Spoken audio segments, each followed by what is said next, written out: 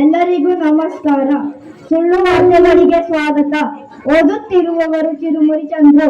ಮುಖ್ಯಾಂಶಗಳು: ಶಿರೂರಿನಲ್ಲಿ 3 ಮೀನುಗಳ ಆತ್ಮಹತ್ಯೆ, ಆನೆಮರಿಯ ದಾರುಣ ನಿಧನ, ದಶಕದ ಘೋರ ಅಪಘಾತ, ಪ್ರಯಾಣಿಕರ ಸಾವು, ಕಳ್ಳರಿಗೆ ಶೌರ್ಯ ಪ್ರಶಸ್ತಿಯ ಪುರಸ್ಕಾರ, ಅಂಗೋಲಾದಲ್ಲಿ ಭಾರಿ ಮಳೆಯ ಅಬ್ಬರ, ಬಾಳೆಹಣ್ಣಿನ ಬೆಲೆ ಏರಿಕೆ, ಮಳೆಯಿಂದಾಗಿ ಕ್ರಿಕೆಟ್ ಪಂದ್ಯಾಟ ರದ್ದು.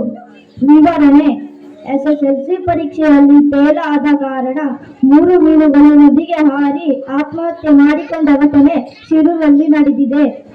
ಆನೆಯೊಂದು ತನ್ನ ಮಗುವಿಗೆ ಅತಿಯಾಗಿ ಮೊಬೈಲ್ ಬಳಕೆ ಮಾಡಬಾರದೆಂದು ಬೈದಿದ್ದಕ್ಕೆ ಆನೆಯ ಮರಿಯು ಹೋಗಿ ಶೇಂಗಾ ಗಿಡಕ್ಕೆ ನೇಣು ಹಾಕಿಕೊಂಡ ದುರ್ಘಟನೆ ತಡವಾಗಿ ಬೆಳಕಿಗೆ ಬಂದಿದೆ.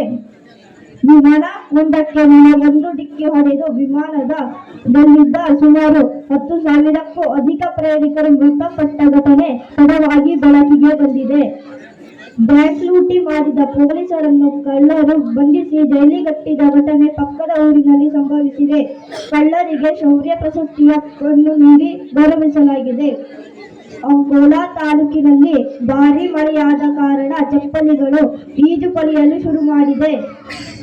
ಅಂಕೋಲಾದಲ್ಲಿ ಮಾರುಕಟ್ಟೆಯಲ್ಲಿ ಬಾಳೆಹಣ್ಣಿನ ಬೆಲೆ ಏರಿದ್ದು, ಕೋತಿಗಳು ಇಎಂಐನಲ್ಲಿ ಬಾಳೆಹಣ್ಣನ್ನು ಖರೀದಿಸಲು ಮುಗಿಬಿದ್ದಿವೆ.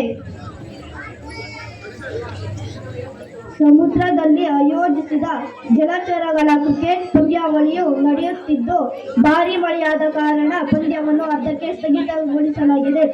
ಹೀಗೆ ಸುಳ್ಳು ವಾರ್ತೆಗಳು ಮುಕ್ತಾಯವಾಗಿದೆ. ನಾಳೆಯ ಸಂಚಿಕೆಯಲ್ಲಿ ಭೇಟಿ ಮಾಡೋಣ. ಅರ್ಥಪೂರ್ಣ ವಾರ್ತೆಯನ್ನ ವಾಚನ ಮಾಡಿದ